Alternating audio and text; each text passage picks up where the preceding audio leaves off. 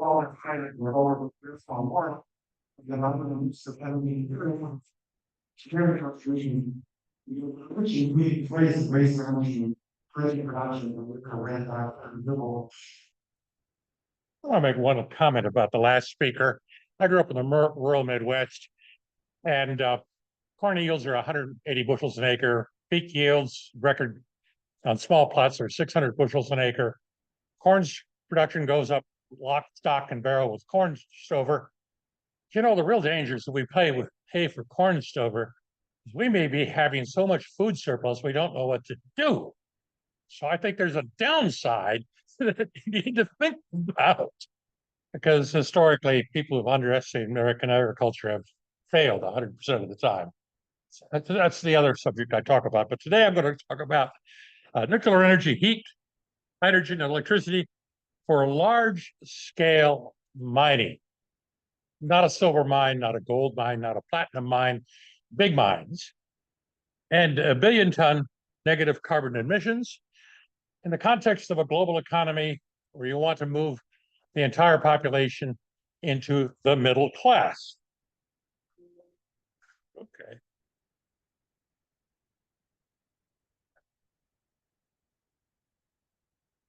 Which direction do I go? Now, I'm going to cover 4 subjects today. Replacing fossil fuels in the traditional mining industry. Second, moving the mine to the mine site, the conversion of iron oxides and other metallic ores and sulfides to metals, do that at the mine site rather than somewhere else. Third, reducing atmospheric carbon dioxide with basalt mining, seriously large mining. And last, the production of limestone and cement. If you take a look at these scenarios, it may be that the mining industry ultimately consumes about 20% of the global energy demand. Big time. First observation, massive increase in mining expected. There's 2 reasons for that. The first is, if you're going to bring everybody in the middle class, you're going to need a lot of material. The second one is, unless we change battery chemistry for future transportation in the power grid, we're going to require massive increases in copper and nickel mining. The problem here is that copper is only 0.6%. Ore grades are only 0.6%, which means you have to mine 100 times as much rock to get a ton of carbon as a ton of iron. And there's a debate among the geology community, in fact, whether you can actually deliver the copper needed for those batteries. That's up to a debate. Geologists are on one side, the battery guys are on the other side. Now, unique nuclear energy attributes for the mining industry. It's 24/7 base load heat, where you can build it almost anywhere. And of course, industrial processes demand steady state heat supply. They operate continuously 24/7. They don't shut down. Many have multi-day startup problems. So if you shut down and start up, you're back a couple of days. Third, if you have any high temperature process and you cycle up and down in temperature, you'll find out within a couple of months your equipment is broken, because large high temperature equipment does not cycle well. Now, nuclear reactors can provide heat, electricity, and hydrogen. The example I show here is the recent decision by Dow Chemical to buy 4 reactors for their Seadrift site. This is to provide continuous heat for their chemical operations. The reason they bought 4 is reliability. Buy an extra reactor just to get the reliability up. That's the nature of the industrial world. Thou shalt not go up and down in production because of bad things inside the plant. Now, first point, mine sites are determined by geology. Many of them are in rather remote locations. That limits energy choice. You have no choice. This happens to show iron deposits, the most common type of ore on the planet Earth. Unfortunately, when you get to other minerals, you end up with 5 or 6 dots rather than iron, which is rather widely distributed. And of course, nuclear reactors you can build anywhere, which is a major feature of a requirement if you get off of fossil fuels. Well, let's take a look at decarbonizing the mining industry, the conventional nuclear energy future. Remember, the energy industry currently does 4 to 6% of global energy demand. Now, here we show U.S. mining energy sources and future options, which I will discuss. The biggest single use form of energy into mining, of course, is diesel fuel. That's primarily for the trucks and the other heavy equipment. And it looks like hydrogen is going to be the replacement fuel for diesel fuel. And I'll describe why shortly. The second biggest demand is for electricity. That's to grind rock. And in the future, you'll use electricity to grind rock. If you have nuclear plants on site and you produce steam, you may use the steam to run the rock grinders rather than the electricity. You need steam for heat. And the third fraction of the deposit of the total demand is actually two things. It's coal or natural gas, but they serve similar functions depending upon where you are. They provide heat, obviously, but equally important, they provide a chemical reagent to chemically reduce materials. And the alternative to carbon for chemical reduction is hydrogen to replace coal and natural gas as a chemically reducing agent. If you look at the periodic table you want to reduce most of these ores to metals, your option is carbon or hydrogen. So if you don't like carbon, you're sort of stuck with hydrogen. Well, let's take a look at the biggest use of energy. Industry is developing fuel cell trucks, hydrogen fuel cell trucks. This shows a picture of the most popular mine truck in the world. It has an empty weight of 210 tons. An interstate highway truck, by the way, fully loaded, weighs a mere 40 tons, light as a feather. The cargo capacity is 350 tons. Now, today, these little trucks have about 2,000 kilowatts diesel generators to produce electricity that runs the motors on the four wheels. And hydrogen fuel cells are being developed by the vendors, the people who sell these little trucks, as a replacement power supply. Now, why are they choosing hydrogen? The first and most important consideration is they do not have the usual weight and volume constraints for a hydrogen-fueled car or a hydrogen-fueled over-the-road truck. I mean, if you add another 10 tons of tankage, do you really care? I mean, you might notice it on the scales, maybe. Tires won't complain. You know, if you add 100 cubic meters of volume, is anybody going to notice it on this truck? Maybe if you get a fine grain resolution photograph, you can find where they hid the hydrogen tanks. The other thing, which is equally important, is mining is an industrial activity, and these trucks never go off-site. So you have the hydrogen and the entire hydrogen operations on-site. You don't have to worry about the public because they're not involved. It's an industrial site, industrial operations, and it's a different working environment. For handling hydrogen is no different than in a chemical plant or an ammonia plant or a wide variety of other uses. So that looks like where we're going based on what the vendors are up to. Now, nuclear energy can provide heat, electricity, and hydrogen. Important thing, nuclear energy is a heat source. That's all it is. And of course, we can provide dispatchable heat, as we show in red, heat and power also to the rock crusher. We can take some of that heat and in the black box, turn it to electricity. That's dispatchable electricity to power rock crushers, general use in electrochemical processes. We can also take the electricity plus heat and convert water into hydrogen with high temperature electrolysis. And we can store that hydrogen to meet variable demand on the site. The hydrogen would be, of course, fuel for trucks and chemically reducing agent where required. The leading candidate for this process is high temperature steam electrolysis for hydrogen. This is heat, electricity, water equals hydrogen and oxygen. It's the most efficient electrolysis process, mainly, and it's also in the long term going to probably be the cheapest one in terms of capital because you don't require expensive catalysts. Low temperature liquid electrolyzers require platinum, palladium, or some other noble metal. And it's in the early commercial stage. Now, we can also store hydrogen on site, and it can be done very cheaply in medium pressure tanks, as we show here. People talk about expensive hydrogen storage. That's because you're trying to put it in a small little container. If you don't mind cheap, big, dumb steel tanks, it turns out hydrogen storage is quite cheap. You have to have a little bit of real estate, but mines typically are square miles or 5 or 10 square kilometers. Space is not a big issue. Now, baseload electricity production to match local mine and grid needs, you need for dispatchable electricity. In these systems, we're proposing baseload electricity production, continuous production, steady state. And our electricity is used for two purposes. One purpose, meet immediate electric demands, rock grinding, other applications on site.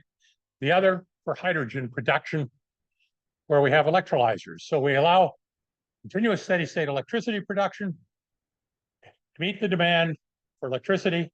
And when we have excess electricity beyond the immediate instant demand, it's used to make hydrogen. And so the hydrogen storage is what goes up and down rather than using lithium-ion batteries or other expensive storage technologies. But this all goes back to the fact that big, dumb metal tanks provide cheap hydrogen storage. Nothing fancy, 1910 technology. Sorry, folks, we're not moving to the 21st century. We can use the much earlier technology and make this work. That's conventional mining. The second observation I'd like to make is that we may be restructuring the mining and heavy industry globally. Decarbonization may result in relocation of heavy industry that converts ores to metals, a massive global change in heavy industry. Now, we're talking about heavy industry. It's primarily built on iron and steel. This shows all the metals that we mine. It's 2.6 billion tons of iron ore, and then there's a bunch of other metals. And today's discussion, I'm only going to discuss the iron ore because that's the big monster in terms of total mining. Everything else is much, much smaller. Oops, I flipped to the next slide. Now, the locations of mining and heavy industry are determined by the metal ore and the fossil fuel deposits. What we do is we mine in one location, like northern Minnesota. We move that iron ore 500 to 1,000 kilometers to a steel mill where the fossil fuel, the carbon, the coal comes in from some other direction for a few hundred kilometers. So the siting of these facilities is determined by the locations of fossil fuels. Let me use the US example. Hard rocks contains most minerals. Sedimentary rocks contain fossil fuels. You don't find hard rocks and coal in the same location. They're usually separated by a long distance measured in hundreds of kilometers. In the US, what we do historically, we mine primarily in Minnesota and Wisconsin. We ship it down the Great Lakes to Illinois, Indiana, Ohio. Coal from Appalachia moves by rail north to the coastline where the heavy industry is located. And that's where we do the conversion of metal oxides and sulfides into metals, useful metals. Now, if you had no fossil fuels, or if we eliminated all fossil fuels, there is no reason you would ever build your heavy industrial complex in Illinois, Ohio, and Indiana, or in the Ruhr Valley, or in northern China. In other words, the locations of heavy industry have been driven by the locations of the fossil fuels. And if you eliminate the fossil fuels, there is no rational reason to leave your heavy industry in those locations. It's most likely you're going to move them somewhere else to improve the economics. So decarbonization means you just wiped out most of the industrial towns in the world because the location, which has to do with economics, is driven by where the fossil fuels are. Minor second order effect. Now, the question is, where do you go? I would suggest that in the case of iron ore, what we're likely to do is move the iron production to the iron ore deposits and do the purification there. No fossil fuels, move ore to metal conversion to the mine site. You minimize shipping. You replace coal with hydrogen, direct reduction of iron, which is done on a pilot plant stage today. You have local nuclear produced hydrogen or hydrogen via pipeline, and you ship sponge iron to the electrical mills. But the point I wish to make here is the day you eliminate fossil fuels, you just made obsolete probably most of the industrial towns on the planet Earth. They're in the wrong locations. And the only question is where they're going to be. And I'm suggesting they may end up at the mine site for some very good economic reasons. Well, now that we've talked about a total disruption of heavy industry, let's talk about serious mining on a mega scale. None of this billion-ton stuff. Let's go up to 10 billion tons a year. And that's basalt mining and grinding to reduce atmospheric carbon dioxide, which may be the largest mining market in the future. That's serious scale. Now, there are three ways to remove carbon dioxide from the atmosphere. You can collect biomass, as the previous speaker discussed. Lots of things you can do. You can make fuel out of it. You can burn it and sequester the CO2. Lots of options. And that's the cheapest option, but it may not be at the scale you need. The second option is to grind basaltic rock to a powder and spread it over the land and sea. And the calcium and magnesium oxides react with the carbon dioxide to form carbonates. This is actually how Mother Nature moves carbon dioxide from the atmosphere. And there are unlimited supplies of basaltic rock. That looks like the next cheapest option. An option that costs 3 or 4 times, depending upon whose estimate you believe, more than that, is moving by chemical and mechanical means carbon dioxide from the atmosphere. And the reason that's expensive is there's only 400 parts per million in the atmosphere. Well, what do we mean by basaltic mining? And to that, we have to understand the Earth's slow carbon cycle. Now, it turns out most of the CO2 over geological time is emitted by volcanoes. We have a slight blip for a few centuries based on what we're doing, but historically, over a long period of time, 100,000 years, 10,000 years, volcanoes win. And what happens to that atmosphere? It goes into the atmosphere, and what happens is you have basaltic rock.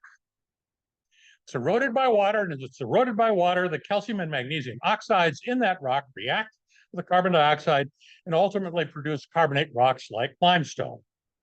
And Mother Nature eventually recycles all of that stuff through volcanoes to start the cycle over. So it's a nice big cycle, just a little on the slow side. Slow in a geology sense, which means millions of years. Now, many volcanic soils, the basaltic soils, are rich soils that also remove carbon dioxide from the atmosphere. You hear about rich volcanic soils in Latin America.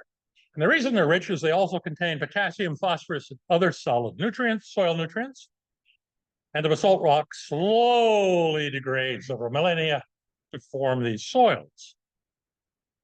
We can accelerate this process and accelerate chemical sequestration by grinding up the rock to a very fine sand to improve mass transfer from the atmosphere to the rock with a big surface area to produce carbonates ultimately.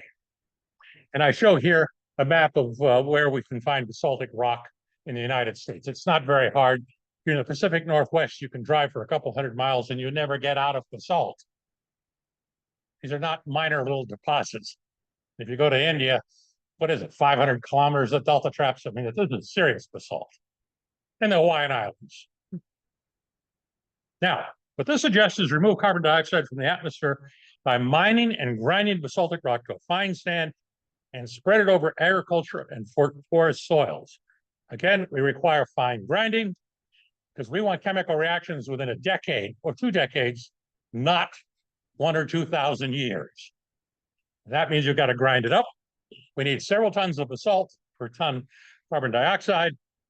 We need to spread it uniformly over the soils. That's because we need a lot of heat, mass transfer limited problem, and we can't have it all in a big stack.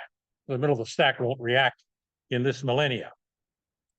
And if you do this on any serious scale, this becomes the largest mining operations in the world and the largest shipping operations in the world, much bigger than shipping coal, oil, or other minor commodities. You need several tons of basalt per ton of CO2 removal. It turns out the largest mines today move about 400,000 tons of rock a day. You have to grind this stuff to a fine sand. You need billions of tons a year. For comparison, a unit train, you know, one of those big railroad trains with 120 cars, is 1,200 tons. Gives you a feel for the scale here. You know, we're talking about a lot of unit trains. And if we do this, large-scale basalt mining would become the largest rail and barge commodity in the world, and there's absolutely no shortage of basalt. And of course, the use of nuclear energy here is the hydrogen and the energy to run the grinding to mine hydrogen for the trucks and energy to do the grinding the rock into a fine powder. Now, there are several challenges to remove carbon dioxide. It's politically incorrect mining. That is challenge number one. It's probably the primary challenge, actually. It's not politically correct. You know, let me give you an example. You've probably heard the administration claims that it likes batteries, but it banned nickel mining from northern Minnesota, where the nickel is, and copper mining from southern Alaska, where the copper is. Now, you can be for batteries and for mining, but you can't be for batteries and against mining. It doesn't work that way. And the problem we have here in the Western world is it's politically incorrect. Second, you require a long-term market for sequestration of carbon dioxide, and you need to have careful choices of what basaltic rock is. We want to maximize benefit, that is fertilizer, to reduce other uses of fertilizer, and avoid basalt, some which have heavy metals. So we have to be a little selective. Now that I've covered the world's largest types of mining operation, let's turn to the last subject, cement production. It's a sedimentary rock deposit. It's not in hard rocks. It's in a different location. In the same kinds of rocks we find oil and coal and gas. Not a hard rock, so it's a different set of locations. Now it's the core of the building industry. We do about a little over 4 billion tons a year. And which is cement plus stone plus sand yields concrete. It's 8 to 9% of the global carbon dioxide emissions. About half of that's from decomposing the limestone into calcium oxide. Half of it's from burning the fossil fuels to get the heat to run the process. If we make low carbon cement, we will ultimately have negative carbon emissions. If you go out there in the hallway, you may notice a lot of this building happens to be made out of concrete. If I took a sample of that concrete today, I could measure a certain amount of CO2. If I came back in a decade later and did another core sample, I would find that the CO2 content of that concrete has increased. So over very long periods of time, concrete takes carbon dioxide out of the atmosphere. Now, literally, in this climate, it takes a few centuries. It's not exactly a fast process unless you grind up the concrete. But if you make concrete without a CO2 going to the atmosphere, ultimately it becomes a mega sink over a very long, over a period of many, many centuries. Now, if you're in a dry climate like Rome, it's going to be a couple of millennia. Now, cement's made by heating calcium carbonate to a high temperature, creating calcium oxide and carbon dioxide. Primary reaction is the decarbonization of limestone calcium carbonate. A whole bunch of secondary reactions that sort of depend upon what kind of cement you want to make. But it's a high temperature process. We do this in a cement kiln. This is a device that's about a football field long. We have put crushed rock into the rotating kiln, and it flows downwards. Hot gas goes in the other direction. We show a plant with 2 kilns. The peak gas temperature is 1450 C, toasty, to say the very least. The CO2 is generated with the decomposition of limestone. But any high temperature source will work. And we do not require fossil fuels. Now, cement plants are obviously located where calcium oxide is, where limestone is. And that's because it costs a lot of money to ship cement. You don't ship cement long distance by rail because pretty soon the shipping costs exceed the cost of the cement. And I happen to show here where the distribution of U.S. mines is. It's in sedimentary rocks. The geology, fortunately, often has carbon dioxide sequestration sites, which means if we have another heat source to decompose the carbonate, we can collect the pure carbon dioxide coming off the process. And most likely we can find a sequestration site somewhere in the neighborhood because we have the same kind of sedimentary rock deposits. That's a luck of the geology. Pure luck. I had nothing to do with it. It's just you have sedimentary deposits and you go down deep enough, you can usually sequester some CO2.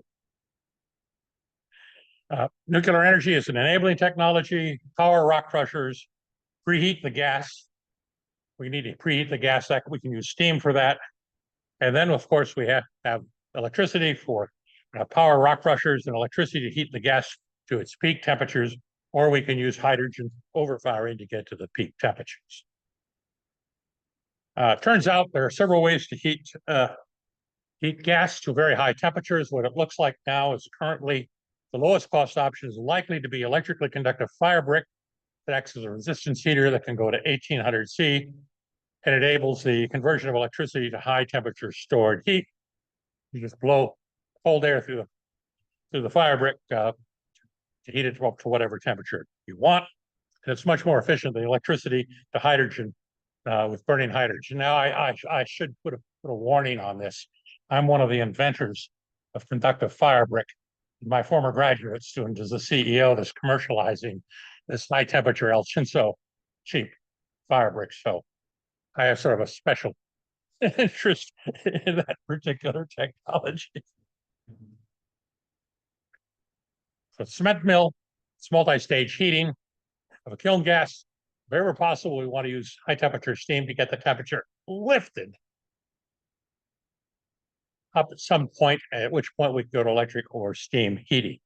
So it'll be a multi-stage heating process. Principle easy, in practice, it's going to take some serious development work to make any process that works at high temperature work. High temperature processing is a different ball game. These facilities do not like temperature variations. They're intolerant of errors. Everything likes to fall apart if you make a small operating error. So it takes a while to make such processes work. Well, I'll stop here with some conclusions. First one is the mining industry may consume 20% of global energy demand. 20%. Second, if you get rid of fossil fuels, you don't make a minor change to heavy industry. You're talking about a radical change in the entire industrial infrastructure as you move whole chunks of the world's heavy industry to new locations that are more economic. This is not a minor transition because the location of all of these facilities is determined by the location of the fossil fuels. And last, I think we're going to see massive mine site nuclear energy inputs. This is partially because it looks like it's going to be the cheapest option, partially because a lot of these mines are in locations where you have no options. That I will stop and open the floor to any questions you might have on what I'm predicting to be just a small little revolution. Heavy industry, mining, removing CO2 from the atmosphere. Thank you, Charles, for that. Session.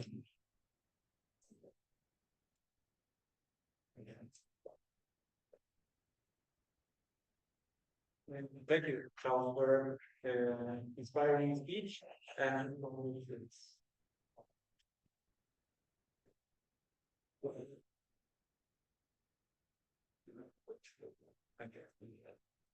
I'll mention, I don't think anybody has a clue of how radical the changes are when you get off of fossil fuels. We're only beginning to have a hint of the implications. But on to your question. Yes, so great ideas. Yeah, just about about the communities and families. So you need to provide these eyes and tell them more mindless doing good locations also for supplying clean water to the retail towns or if there are needs. Most of the reactors you're going to use are going to be high temperature reactors, and you'll use dry cooling if you don't have water. And the high temperature is going to be because if you have any processing operations, you're going to want the high temperature. That's why Dow Chemical is buying 4 high temperature reactors. It's not that they like high temperature reactors. It's that the chemistry said, you're buying high temperature reactors. It wasn't an option. And for a lot of this chemical processing on site, that's where you are. And if you have a high temperature reactor, the cost of dry cooling is very low. It's all driven by chemistry and geochemistry. Sure. You're gonna have to go into this more detail. Like, what's renewable energy call for the wall? You know, Oh, I don't. You don't try the best call. Yeah. I don't remember the cost numbers. I will point out that I'm sure the Egyptians, engineers who are building the pyramids are complaining about the cost of chipping rock away from to get their big rock blocks. And people have been working on this problem for several thousand years. They've not been having a lot of success at reducing energy demand for grinding rock. And anybody who's got a cheaper method to grind rock will be an instant multimillionaire, guaranteed. If you've got a cheaper way of doing it.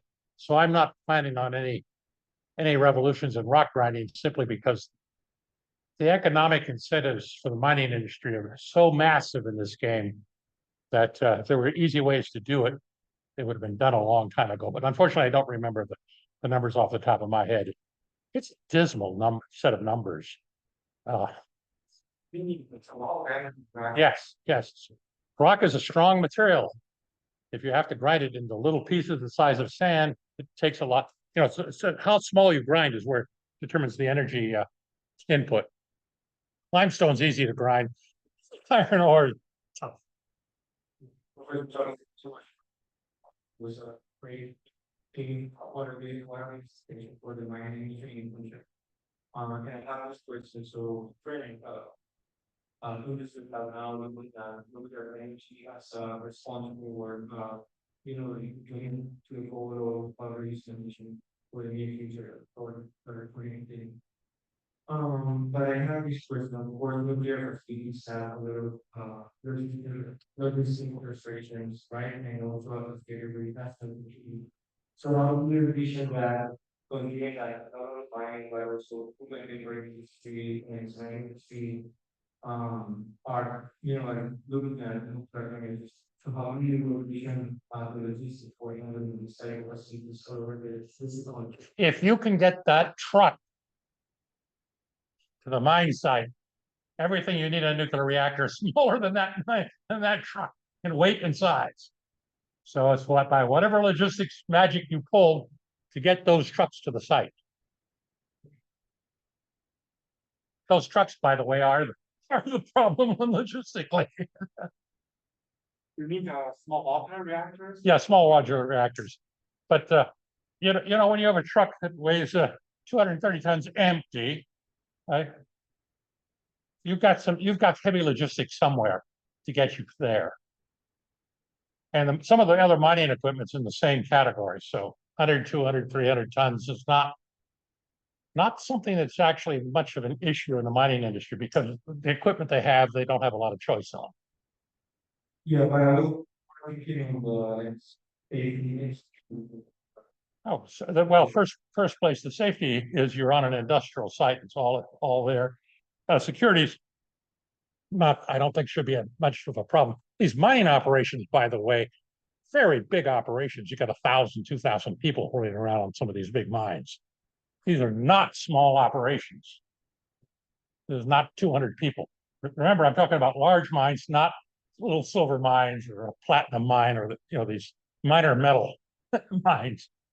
This is copper, nickel, iron ore, where if you're moving 100 million tons a year of rock, these are really seriously big operations. These are multi-billion-dollar facilities, by the way. Take an average of about 14 to 15 years to get them permitted. People, the catch is most people have never been to a big mine. If you get to a big mine, you realize, that tire truck, that cab up there, that cab way up there, it's up by the ceiling, by the way. Literally. And interestingly enough, mostly women drivers in most of the world drive these mine trucks. And that's because they want very careful drivers. Because if you run into anything with a million-pound vehicle, bad things are going to happen to whatever you ran into. You can roll right over a pickup truck and nice piece of flat metal. It's sort of funny because, you think of the He-Man ads driving the pickup truck. Turns out the big mining trucks are mostly women drivers. I just sort of find it humorous. It's not the normal image for the mining industry. Yes.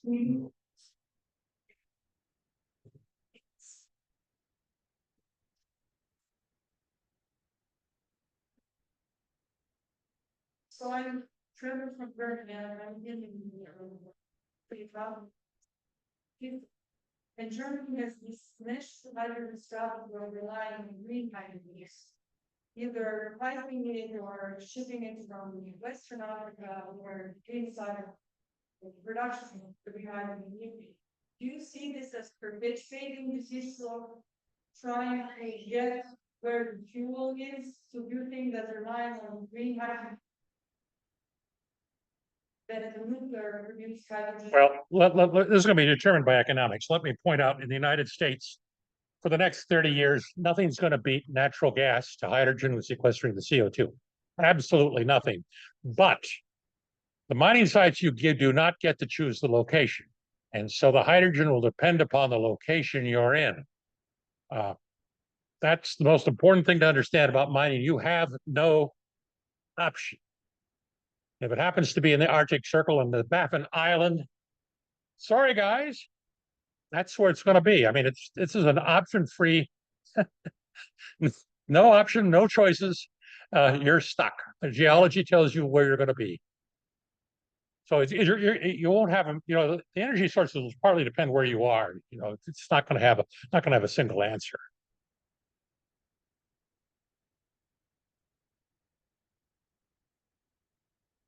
I might be able to default for gas. Very, very high. Yes. That is high for that. One that you make there's going to be through and 800 megawatts to it. And following out, you follow part of the hour. Well, that's partially because they have good sun conditions. And their cost of importing fuel, however, if it's in the interior, they've got a pretty high fuel transport bill. You got a lot of mines where the cost of shipping in the fuel exceeds the cost of the fuel on the coast. So it depends where you're located. You're not going to have one, it's like Chile if you're in the Atacama Desert, which has the world's finest solar site. If you find a big copper deposit up there, you're going to think very hard about solar because you've got the finest solar site on the planet Earth. But that's not going to help you in most of the cases. And you really think it's right and that or not for that. No, that's still on the nuclear power single and the new metals will also cleaning. That's a policy decision. But if you put any kind of tax on CO2 emissions, you're going to end up with a lot of nuclear in the mining industry. And depends where you are. And if you end up doing any processing at the mine site, then you have to have 24/7 energy. It's just you can't have plants that go up and down like a yo-yo because you break everything. Unfortunately, my undergraduate degree is a chemical engineer. And fortunately, I've had the experience of starting up several pilot plants. one little operational error and you're into a 48-hour startup cycle. And as a consequence, I have a very bad attitude about people who think you can take process plants and run them down, up and down like a yo-yo. And my answer is, if you're on enough 12-hour shifts trying to start up a chemical plant, you know that's garbage. This is one of those personal experience bases. I've been on too many chemical plant startups to believe you're going to cycle these facilities. But that's why Dow bought 4 reactors instead of 3. It had to do with the startup problem on these chemical plants. I mean, it's no, we don't like startup. There's a specialized knowledge for chemical engineers, and nobody else in the world has a clue about what it takes to start up a big chemical plant. If you're a chemical engineer, you've probably had the experience. Hi, thank you for the talk. I think you mentioned that most of revenue today is electrically driven. Well, it depends where you are, but it's primarily electric. You mentioned the Well, I need to modify that. It's electric that rides hydraulic pumps that actually does the rock crusher, because every so often a piece of rock gets in there and the crusher stops in about a fraction of a second. And that tends to burn out electric motors. So not all, but many of these crushers have an electric motor that drives a hydraulic high pressure so that if the rock crusher goes, you don't break anything. right. And I think you mentioned the possibility, the process might transition over to the steam driven instead of getting. Yeah, but in that case, Why would you switch to steam driven instead of electric? And Be- those processes. Access to if you have a reactor on site, you have steam, Yeah. and you convert the steam to electricity. It's more efficient, and it costs more efficient to use the steam directly to drive the power train, and the steam turbine costs a lot less money than the electric stuff. So if you have a nuclear reactor producing steam on site and you have a really big rock crushing operation, you're going to send a steam line over there rather than an electric line, because you'll save on capital costs and improve efficiency. Is that more efficient line, where it is? In what context? Like, why, if your idea is to have a nuclear resource on site and producing steam to run a federal reactor? Yes. Why don't we simply only have access to low cost natural gas these days? Why don't we just brush the rocks, make steam from that gas site? Because the natural gas is used as a chemical reducing agent in these facilities. It's not used for steam production for the most part. Is it more fun? The natural gas in most of these sites is used for chemical reactions, chemical reducing agent, not to run the rock crushers. They act like most places you can buy electricity, or you can. It depends on the site you're on, but a lot of places you have electricity available, and the natural gas is actually being used for chemical reactions. It's not being used as a heat source. But also the transportation, I think a lot of inside don't allow to the natural. Yeah. There is no gas line. You have to build your 500-kilometer gas line. There are a lot of mine sites that are not conveniently located. I mean, yes, there's a copper mine outside of Salt Lake. That may be the only conveniently located copper mine on the planet Earth. I'm not sure if there are others, but that one comes to mind. But if you fly into Salt Lake, you can see it. But for some reason, Mother Nature decided to put big ore deposits in inconvenient locations. Any other questions? All right, thank you so Yep. much.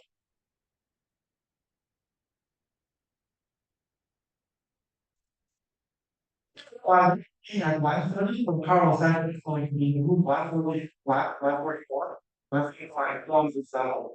Yeah, I'm here and then I will move to the city and so we have a plan and capacity management. Visual family.